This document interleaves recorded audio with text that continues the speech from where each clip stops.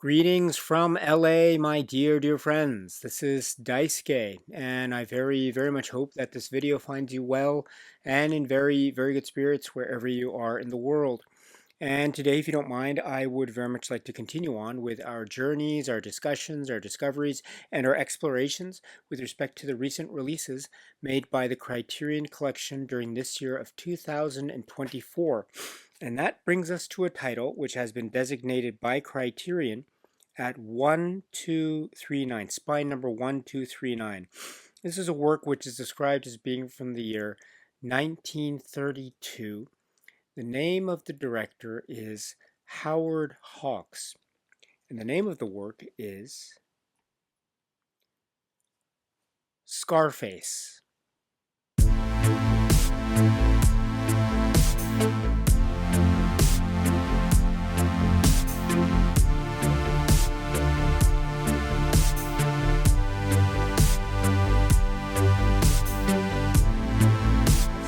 This extraordinary entertainment, high voltage, high octane, power keg cinematic epic. This film is described as being from the year 1932, and the name of the filmmaker, the name of the director is Howard Hawks. And we have co-director Richard Rawson, and for reasons which we'll get into a little bit later in this video discussion. And among its really famous cast, we have people like Karen Morley and Osgood Perkins and Anne Dvorak and Boris Karloff, and the one, the only, the sort of the lifeblood character of this film, in a manner of speaking, the sort of the beating heart of the film, all grotesque and bloodied and scarred, as it were.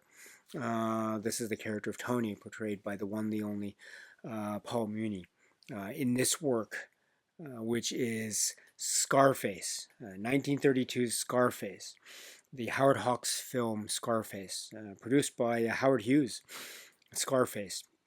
Scarface is in the Criterion Collection physical media catalog, and this is very exciting news, courtesy of this 4K UHD plus Blu-ray combo edition. It's purported to be based on a new 4K digital restoration as well, and we'll get into a little bit of those details a little bit later in this video, if that's okay. But suffice to say, this is a very exciting bit of news in an already exciting year, 2024. I love this film. I think this is a killer film. This is a powder keg of a cinematic achievement that is not just a powder keg waiting to explode. It actually, in a manner of speaking, as you watch the film, it feels like it's a powder keg that is actually exploding before one's very eyes, because there's just so much of the razzle dazzle, the high octane explosive smoke and fireworks, and also the sheer level of sort of betrayal on betrayal, sort of the whimsy in which this is carried out, almost a kind of playful playground-like manner. It's a sense of the world of Scarface and the world of Tony and Cheska and Lobo and Gino and others. That they feel like they are. It feels like they're school kids playing on the playground.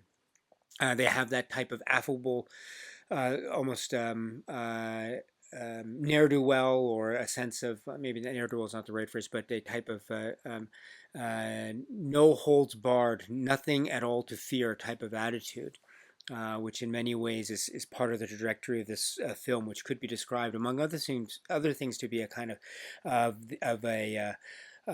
the American gangster story, the rise and fall of a particular mobster, patterned after Al Capone in Chicago. But there is this playful, viciously playful, and almost with a kind of morbid fascination attached to it that adds not just a lot of spice and a lot of whimsy, but a lot of the unexpected and twists and turns, which are also part of the landscape of this film, Scarface. And maybe that's my way to talk a little bit about the plot or story structure of this film, but also in a way to not spoil the film for anyone who has not yet seen this great entertainment that is Scarface from 1932. I don't want to. I want to.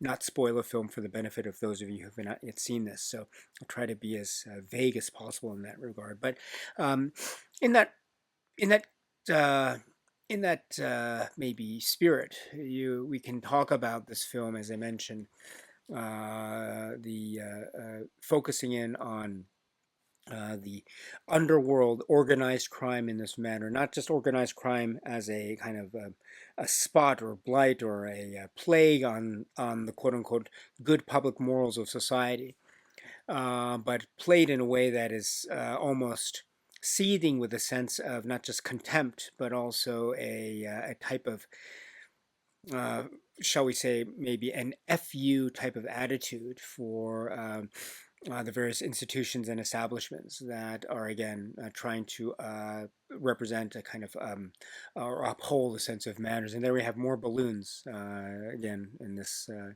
I guess AI generated QuickTime player, so I apologize for that. But in any event, yes, maybe balloons might be an apropos motif to have, because we also have this uh, kind of almost a festive, party-like atmosphere in terms of the early 20th century American gangland environment, patterned after Chicago, patterned after aspects of prohibition and Al Capone and liquor and booze, but also done to the not just the drumbeat of a kind of propulsion forward as a kind of own story of the American dream or the American nightmare, as wild and as unpredictable as it is in the hands of Howard Hawks and Company and Scarface. But not only does it march along to that kind of drum beat, but it not just marches along, it really, it's feverishly going at a high octane pace. Whose drum beat might be said to be the rat tat tat of a Tommy gun among anything else. So this type of visceral thrill or sets of visceral thrills are what will greet you when you watch the film Scarface from 1932. And then I mean, to be a bit more specific, we have our main character, one of our main characters, Tony. This is the epic performance by Paul Muni. I mean, if you were to try to associate this oft used phrase, larger than life performance, I mean, you can apply this performance descriptor to a number of, say, great actors who have made some of the great performances across the board in terms of the history of cinema.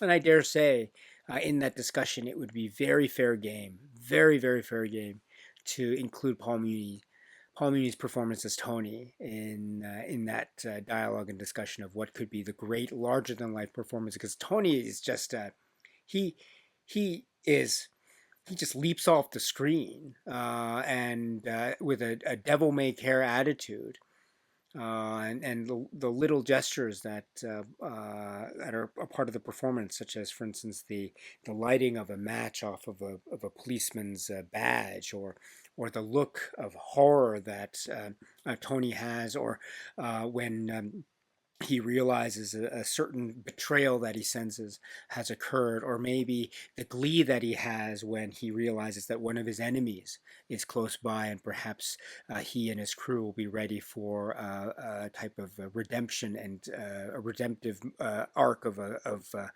hit in the sort of the gangland violence that is erupting in this area for control of turf and territory, and a kind of control over sort of the mobster economics that are part of this. So, and not just the danger and the venom of Tony in his eyes and in his face and his visage that is marked, among other things, with the most memorable scar, thus giving rise, among other things, to the title Scarface. But also the moments in which he seems to exhibit a tenderness, almost a type of boyish charm, childhood, schoolyard, playful attitude that might seem to be somewhat misplaced when given the gravity of the many situations that he seems to be finding himself in. But that's also part of the character of Tony, and he seems to be so into himself, and he seems to be so eruptive with emotion that not just it's not just his own ambition is part of the game, but he's doing it in a way that is so playful and so gleeful, thus maybe making his Tony's rise in the ranks of organized crime even more quote unquote offensive to the upstanding public morals that are also part of the ongoing dialogue of this film Scarface and the world of Scarface. You know, this is not just the world of the villains, so to speak, or the gangsters, but also an attempt by society to try to root out these unsavory elements of society, and you get a sense of that not just in the way the film is presented and its structure and its opening passages as this kind of morality tale, but also even interspersed throughout the film, you have instances of reactions by certain establishments of and what to do with this ever erupting or increasingly intensifying and ever erupting gangland violence that's just spilling out into the streets in a type of explosion and gunfire and mayhem. And there's a lot of sort of a tornado effect that's going on, and right there. Just seemingly blowing everything to the side with a, as I say, no holds barred, devil may care type of attitude. That's also very playful and dangerous, and just will stop at nothing to get what he wants, because, among other things, he seeks to have this, to live out his life in a way to one day hopefully achieve that credo that is something that is a type of living principle for him, or perhaps an expression of the American dream for him. The world is yours. This is Tony, front and center for everyone to see. And this film, therefore, delivers, I think, a type of that rat tat tat high octane pace of a thrill ride, and that's, I think, due in large part to the way in which Paul Muni and company just really dazzle us in this roller coaster. I mean, this is such a highly fast-paced film, not just in terms of how the characters seem to react, but also how the dialogue seems also to be just erupting out of the people's mouths, almost like they're shooting bullets, in a manner of speaking. I mean, it's that type of intense dialogue banter, which is also really great. But anyway, I mean, this one of the other reasons why it just feels like it's so well paced is that it's telling a really great story in a great way, and talking about the various, say, Machiavellian moves that Tony is endeavoring to undergo in order to just make that extra step or that new step towards maybe a full control or a complete sort of authoritarian position in the ranks of the organized crime racket that is part of the milieu of Scarface. So we see him going from position to position to position, maneuvering himself in a way, sometimes out of luck and sometimes out of sort of pure happenstance, but also other times out of a sheer will and a choice that he's making in order to move one step closer, one rung higher. Now, of course, what that means is he really runs into friction with a number of the other characters in the organized crime hierarchy, whether they be flat out rivals for a certain claim for territory and a sort of economic superiority over certain territory, or a kind of power and authority, or perhaps even both. And so we get, for instance, his rivalries that are emerging with certain figures that come up, and also really great, memorable performances. Osgood Perkins and Logo and Boris Karloff come to mind. And then but it's not just his Tony's maneuverings through the hierarchy that is organized crime here in the world of Scarface, but also we see him in almost a fast-paced way, how he is interacting with his friends as well, and sometimes friends might turn into foe, or maybe there is some kind of misunderstanding that can just turn quickly on a dime. I mean, reflective of just how quick witted, but also how quick to maybe quick to emotion that Tony and people within Tony's orbit tend to be in the world of Scarface. And that also lends itself to this real high octane, fast paced, fast moving type of film, which is really electrifying. And so, for instance, we have the way that the twists and turns also are added to, for instance, his relationship with the character. One of the great components of this film, his relationship with the character portrayed by George Raft. Gino, and then also his relationship with Poppy, and also one of the most complex aspects of this film, Scarface, is Tony's relationship with his sister Cheska.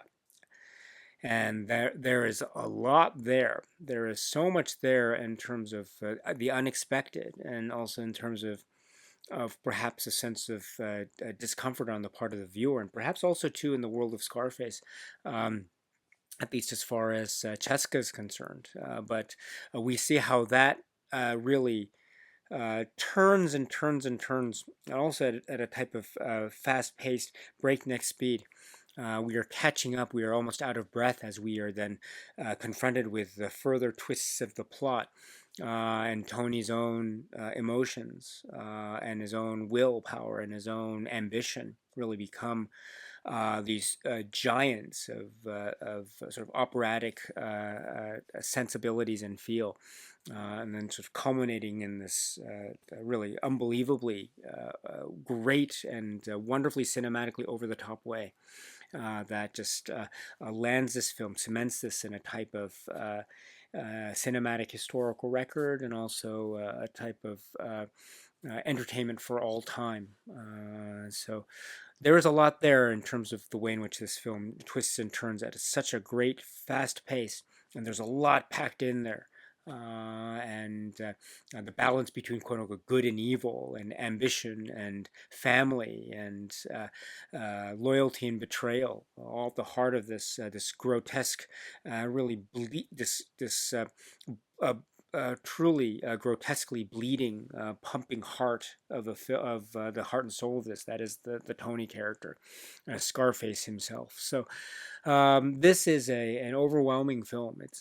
It's still electrifying and entertaining. I remember when I saw this for the first time. It was on VHS, I think, and it was I didn't know what to expect. I was still it was many years ago, so I was quite young. I knew of gangster films, and I knew of gangster films maybe from the 80s and 90s, or 70s, 80s, and 90s. But I was just beginning to discover the films from gangster films from the 1930s and 1930s and 1940s, and Scarface evidently or obviously came up in that conversation. And when I saw it, I was I was really shocked by just how I wasn't expecting it to be. And this is my I don't know how old I was, this pre-teenage era of Daisuke, but I was so shocked by how much how many violent scenes are in this film, how much death and destruction are in this film. I mean, this is like it's just uh, a dynamite explosion after dynamite explosion. And then as I grew older, I began to realize, my goodness, this is a very complex film in terms of the psychological portraits of the characters. Really, really complex. A lot of it went over my maybe pre-teenage mind at the time, but as I got old, my goodness, this is packed with so much strange, violent, weird, twisted stuff. And again, you can feel almost the sweat and the blood as well as the sort of the seething type of microscopic intent that you can when you apply the sort of the moralities and the moral code and good versus evil lens to a viewing of this film. It becomes so multidimensional and fascinating that it really just sort of blows the lid off of the 1930s gangster epic in a manner of speaking. I mean, this is one of the best. And so, and then maybe to add to that, which is as I mentioned just now, I was I would say I was watching more of the gangster films from the 70s, 80s, and 90s. Or as I grew up, more and more in the 70s and 80s, and then into the 90s as I was growing older. But uh, one can see, of course, the great parallels that Scarface, this film, 1932 Scarface, has with sort of the gangster film genre that could be said to be blossomed again as a second golden age from the 1970s onwards, and not least of which being a film like, say, the 1980s, the Brian De Palma film, which is also called Scarface, and it's regarded as being a type of remake of this film. But there's an interesting discussion that's had in the one of the supplements here that's included in the Criterion Collection, where I think a lot of discussion in that talk is actually focusing not necessarily. There's a little bit of mentioning of De Palma's Scarface, but there's a lot of mentionings of Martin Scorsese's gangster film called Goodfellas. And so there's some fun parallels to be had again for anyone who might be interested in this film. Not maybe you haven't seen it yet. Maybe you know other films that came later by Scorsese. But that is, I think, one of the that's an example of how I think one can see just how maybe modern isn't the right word, but how how excellently this film is aged. And because you can see a lot of things that are being still applied to this type of film to the present day. Not only that, but it's one heck of a fantastic story. The American dream turned twisted into a nightmare, and so but it's like also a playground, school playing, child, playing on the playground type of hijinks and antics that turns deadly when a gun is pulled and fired. So it has that kind of aesthetic. So it has a kind of timeless edge to it, which I think is very, very evident. It's becoming more evident as the years pass, I think. So it's absolutely it's absolutely fantastic entertainment. I would say is also it's one of my favorite films from the 1930s. It's certainly one of my favorite films by the great director Howard Hawks. I was so fortunate to be able to have discovered Howard Hawks films again fairly early on in my youth. Again, when I was beginning to discover more films, 11, 12, 13, something like that. And this was around the time I think I was discovering Scarface as well during the pre-teenage era. But to have discovered, be able to watch Howard Hawks films on VHS at the time, there were a lot available. So it was great. But Scarface always stuck out to me as being, wow, what the heck did I just see? That felt like that feels like a real FU. It feels like the proverbial sort of cinematic middle finger. I mean, it's an incredible tour de force film. I love this film, and I'm so happy that it's found its way into the Criterion Collection physical media catalog in this fashion. So this is the great, great film, which is Scarface. The Criterion Collection has released this film, Scarface, courtesy of this 4K UHD plus Blu-ray combo edition, which is what I have here. So that's two discs, one which is the 4K UHD disc, and the other which is the Blu-ray disc. I happen to have in the player behind me the 4K disc in the machine. So you can see the wonderful art for the Blu-ray or the 4K Blu-ray menu which is also similar to the artwork that we have here for the cover art design, as well as the fold-out leaflet insert, which is has some great cover artwork, and we'll talk about the artwork a little bit later as well. But take a look at it with the scar and the orange and the white and the black, and the scar, which is also reminiscent somewhat of an X. The image of the X is very important in this world of Scarface, and so.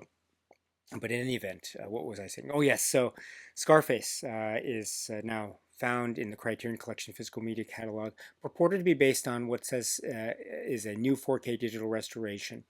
And so just to give you notes about the master, let me turn to that page in the leaflet, and I quote, Scarface is presented in the aspect ratio of 1.35 to 1. This new 4K restoration was created from a 35mm duplicate negative. The original monaural soundtrack was remastered from a 35mm nitrate composite fine grain provided by the Cinémathèque Québécoise.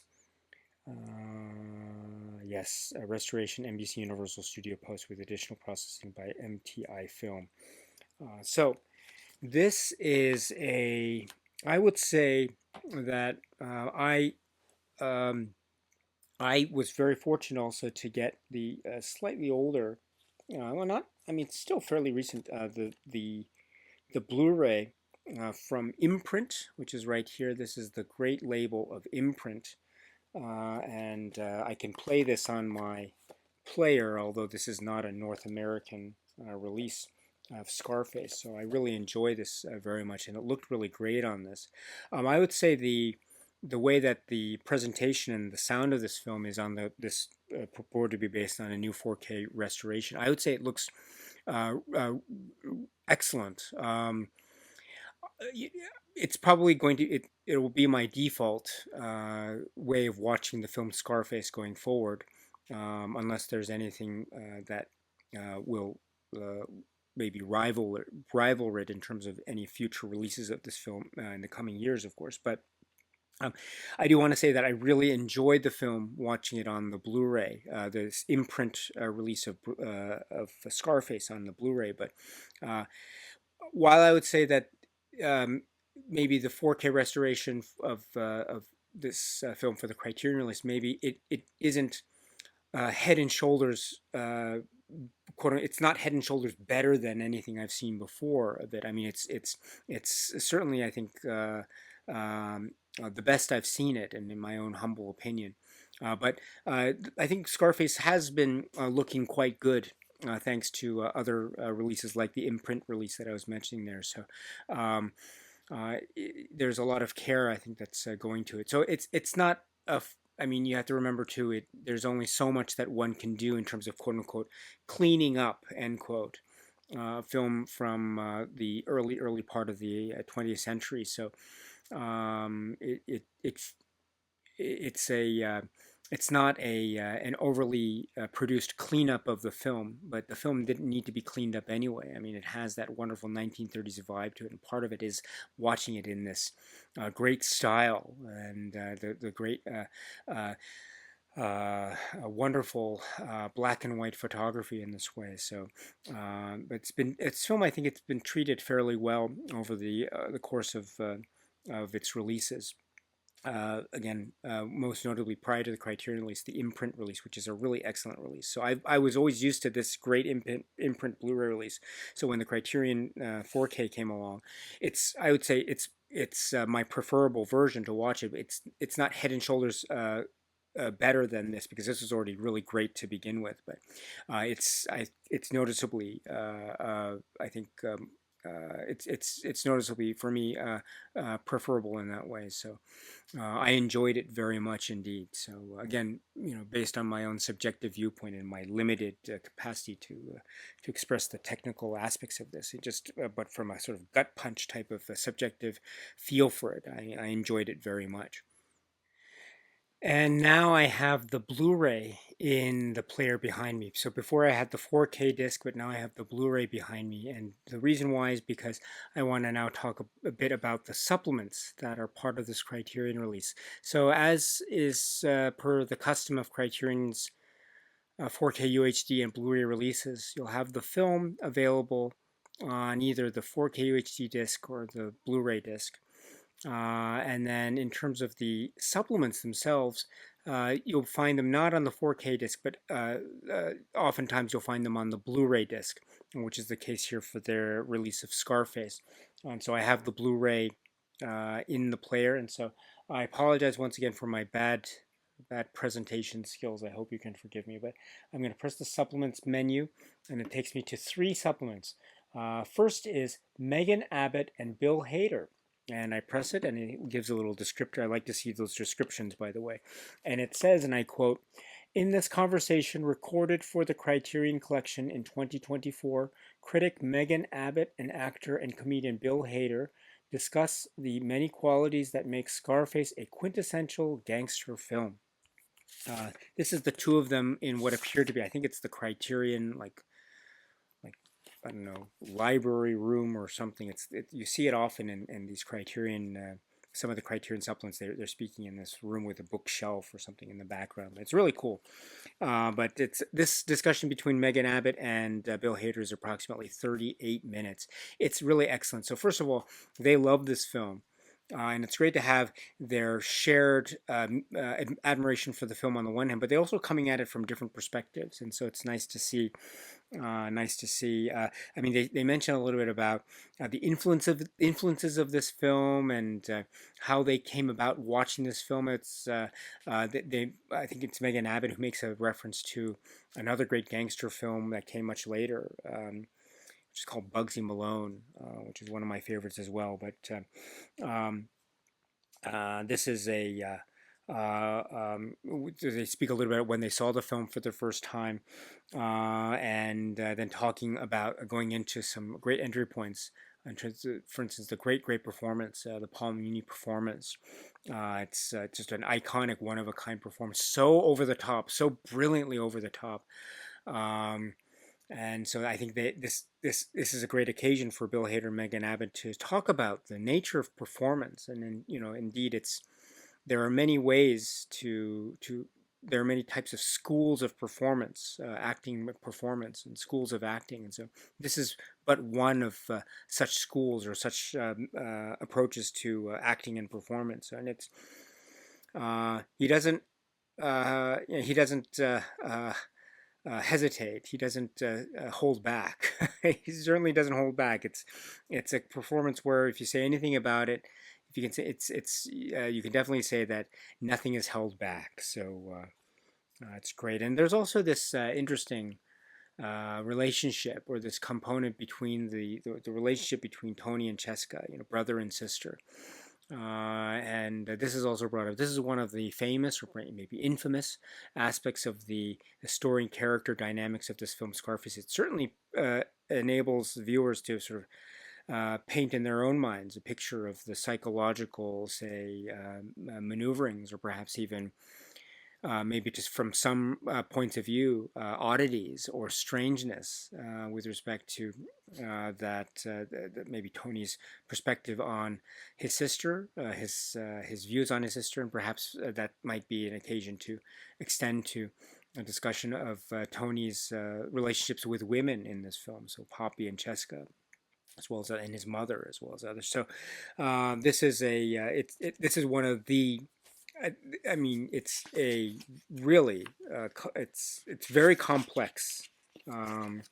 Some might call it twisted. Some might call it unnerving. Some might call it quite deeply disturbing. It's certainly complex. Let me put it that way. And that's just one facet of the many facets of Tony, again in the hands of the great Paul Muni and his performance. And then talking a little bit about Ben Hecht, because Ben Hecht, in terms of the writing of this film, and trying to get a sense of what the story would be built upon, and there are many elements that, as maybe was mentioned before, as Megan Abbott and Bill Hader remind us of in a great conversation here about how there are many parallels with real life events, St. Valentine's Day Massacre, Al Capone, Chicago, Prohibition. And also talking to you a little bit about the Howard Hawks style. And I mentioned earlier in my film discussion about how there seems to be this machine gun way of speaking, especially on the part of Tony and Cheska and others.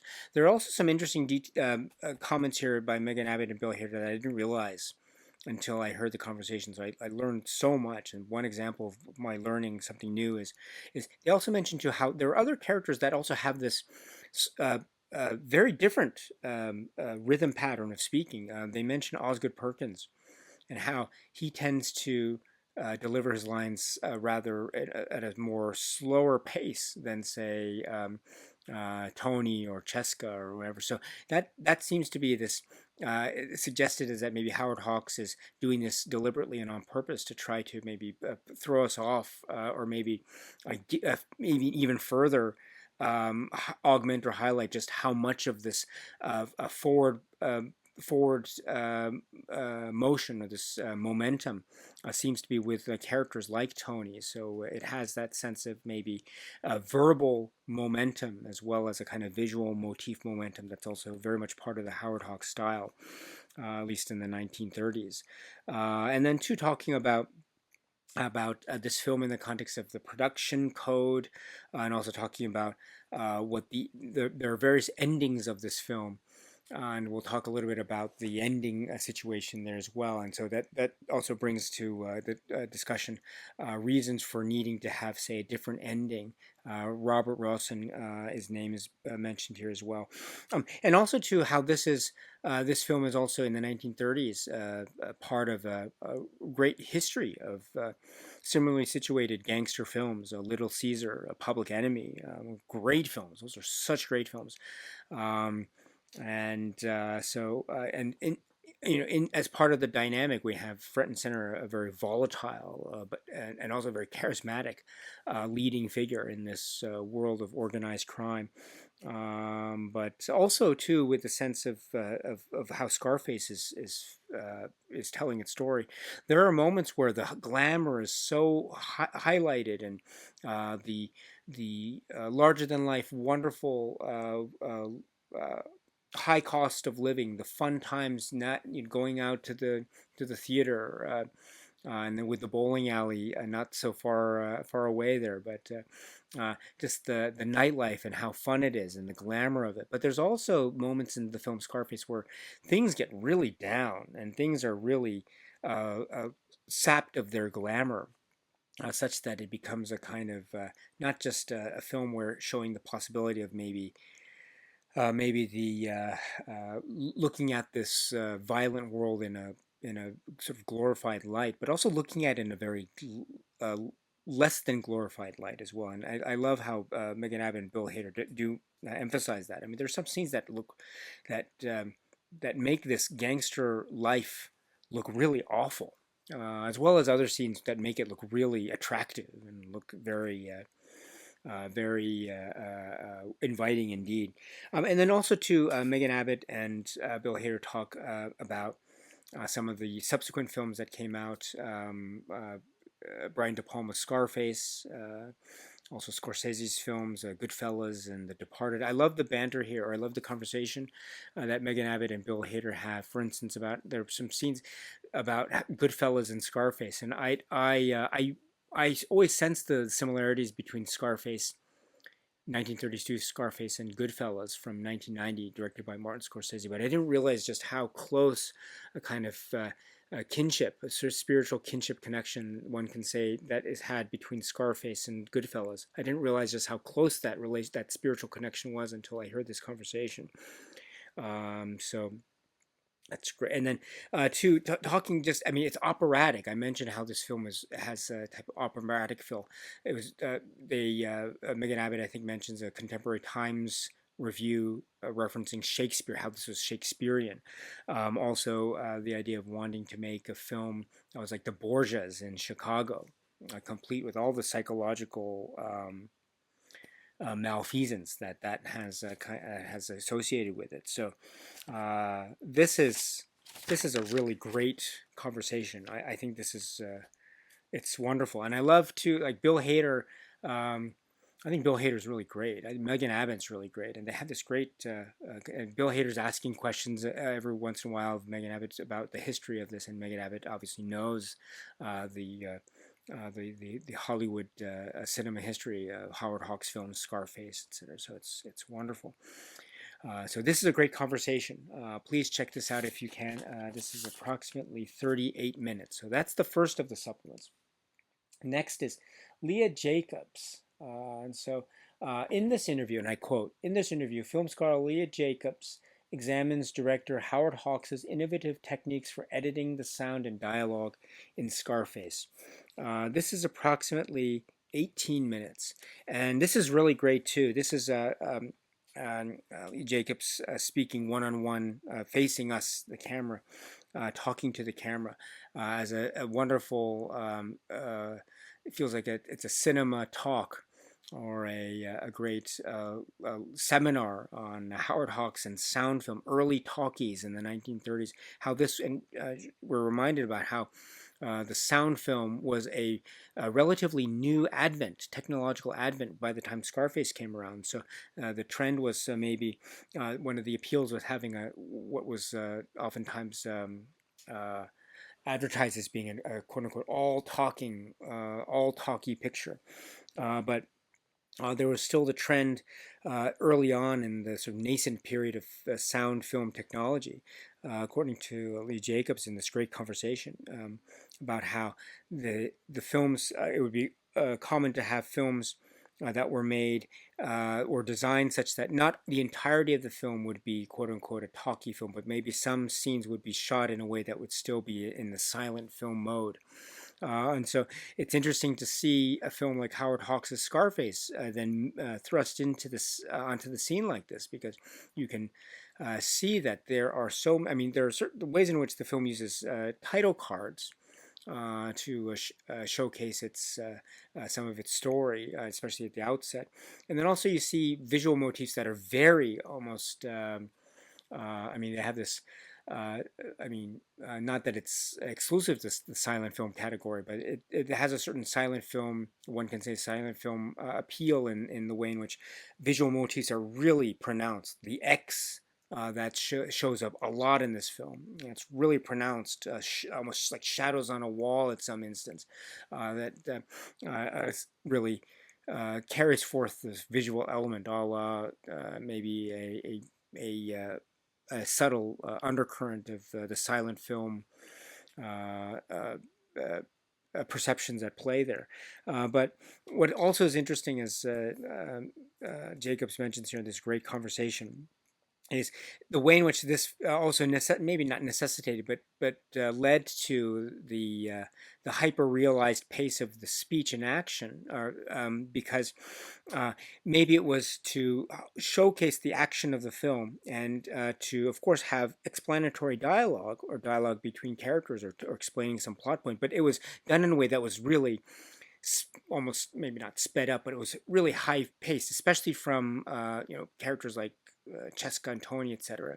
And I think Leah Jacobs posits that this was done on purpose in order um, to have to pace the film well, in order to have short, concise scenes, and then if you have short, concise scenes, you have dialogue that has to be really delivered quickly in order to cover for the fact that the scene that the dialogue is contained within is short. So this is, I think, really very, very astute, very profound observation that's being made here. So, and then also talking to about some of the other motifs. There's a lot of repetition, the passage of time with the machine guns and the calendars falling, the pages falling off, bar sequences as well. How bars are shown, which is interesting. The exteriors of bars and how they are succumbed to attacks by organized crime. Uh, um, uh, Maybe organized crime elements, as it were. So this is fantastic, and also to just the different pacing. I referred to a little bit of maybe the way the dialogue is paced when it's delivered by Osgood Perkins versus when it's delivered by Paul Mooney, for instance. So great stuff. This is like its own little film course seminar. So this is the conversation with Leah Jacobs, which is approximately 18 minutes. This is fantastic, absolutely fantastic. And then we have alternate ending. And this is the third of the three supplements, and it says, and I quote, "This alternate ending for Scarface was mandated by the Hayes office censors. Unwilling to revise his film, director Howard Hawks delegated the shooting of these scenes to Richard Wilson, who consequently earned a co-director credit." Okay, so we have a lot to do with the what was perceived at the time to be very controversial content of the film Scarface. Very violent scenes, and also to the morality play, or perhaps what's perceived to be the immorality play of the main character, Tony, thus necessitated, in the eyes of some, an alternate ending. And so that's what we get here. We get an alternate ending, which is quite different than the ending that we have in terms of this the quote unquote original version of the film. So it's an interesting, and it's also a reflection of Hayes Code politics, and also we see Megan Abbott also mentioned it earlier about how Hawks wasn't keen to be part of having to reshoot or create a new ending, and so that's why Richard Rawson's name is mentioned, and it's referred to as co-director credit in terms of Richard Rawson's contribution to the fashioning of this ending, or shooting of this ending, or directing this ending. It's I mean, I think Bill Hader mentions it in the earlier conversation, which is, if it was the objective of the Hayes office to try to really cement a type of moral, or to erase or eradicate any type of moral ambiguity that might have been perceived in terms of what the version of the film Scarface was. What Bill Hader says is, in fact, it seems quite obvious to him, and I agree with what he says here, in that you can really tell that there is a kind of moral stamp that's being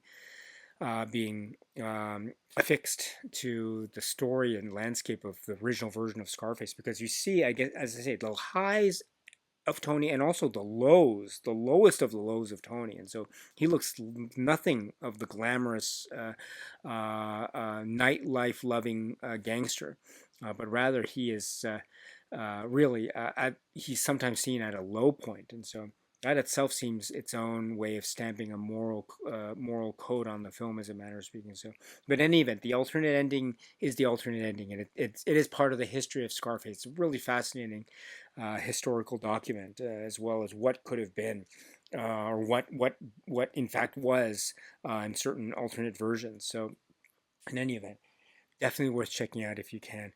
It's approximately it's 13 or 14 minutes, so it's quite a robust alternate ending. So, in any event, that concludes the discussion of the Criterion supplements. So I have to take a moment here and just say that I must again emphasize, I really love the earlier non-Criterion release of this film Scarface on Blu-ray imprint, and one of the reasons why is because imprint's release has a number of supplements that are really great. So I should mention that you're going to get a different set of supplements if you have this earlier release, as an example. So this has a Drew Casper commentary track. It has one-on-one conversations with Matthew Sweet and Tony Raines, and also the trailer, and also it's offering the film. You can watch the film in what's described as being the original theatrical version of the film, and also the censored version of the film. And also we have the Robert Osborne TCM intro, and then the alternate ending and trailer. And so this is the 1080p high def presentation from Universal, which I said it's. I think it looks very good and quite excellent. So this is a great presentation. The presentation for me for the Criterion release, I think, edges this out. So I prefer the Criterion release. But I must say, these supplements, oh, these are great. I wish there could have been supplements, more supplements here for the Scarface Criterion release. Again, not to take anything away from the greatness. That's the Jacobs discussion on sound and editing, and Megan Abbott and Bill Hader's great conversation. I loved it. I absolutely loved it. But I would love to have seen more of that. Doesn't necessarily have to be the same as what we saw in the earlier imprint release, although those are great too. These are really great. But I mean, it would have been wonderful to have a commentary track.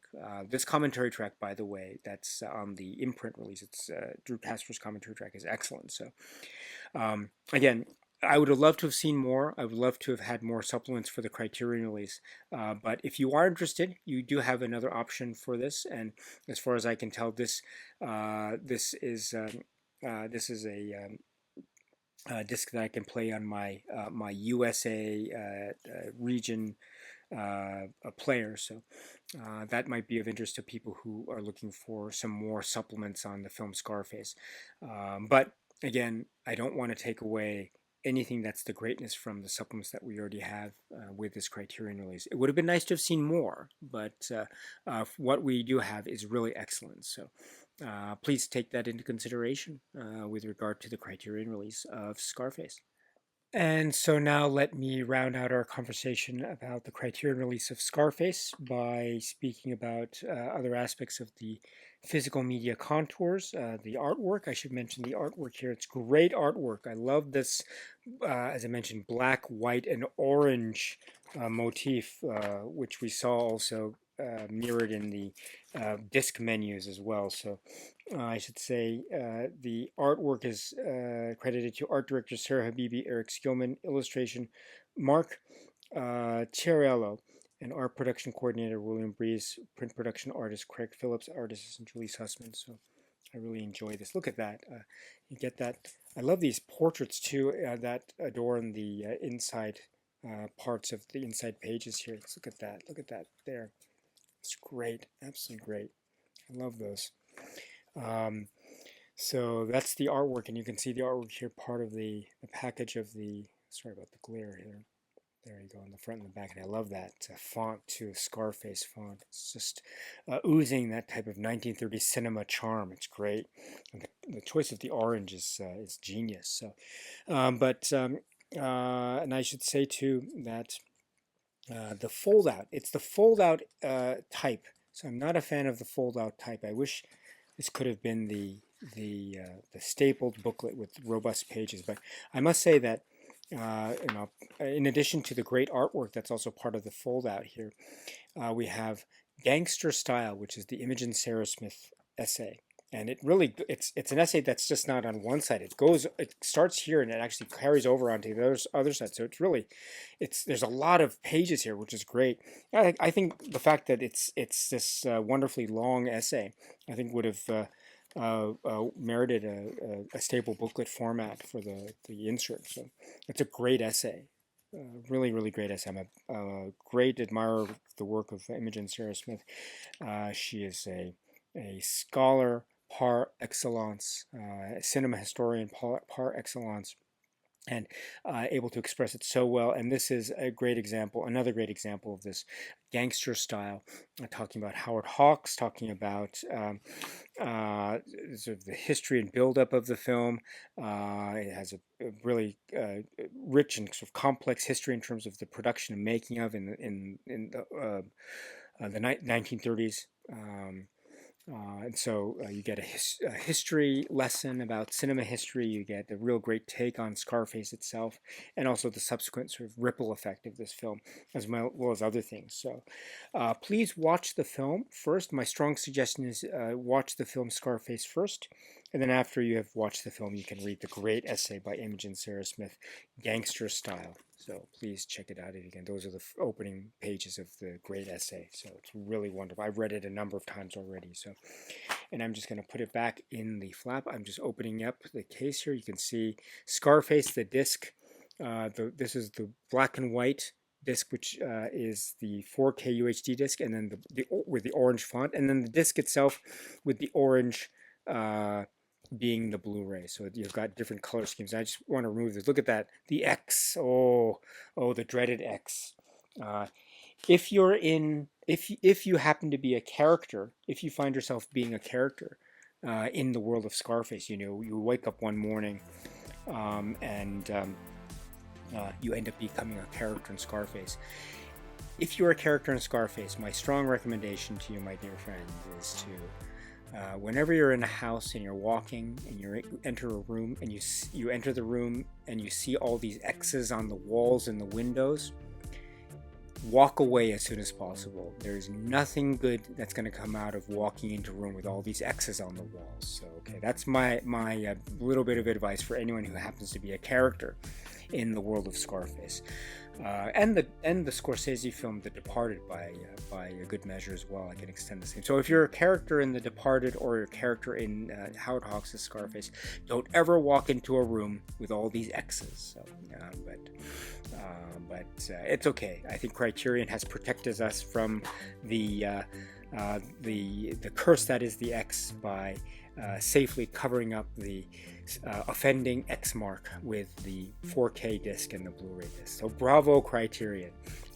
But remember, they are behind the discs, so watch out. But anyway, sorry, I kid. I love this film so much. It sort of engenders that type of wonderful excitement for me. It's a great film. This is a great film. As I say, it's a powder keg that is not just waiting to explode, but in fact explodes before your very eyes in the cinematic Howard Hawks masterwork. So, this is the Criterion release of Scarface. All right, my dear friends, so that's it for now. So until we meet again, please be happy and healthy and well. And please keep on watching a lot of great movies, such as Scarface, such as other films by director Howard Hawks, such as other films in the Criterion Collection, and beyond. All right, my dear friends, so until the next video, stay strong, stay safe, and cheers.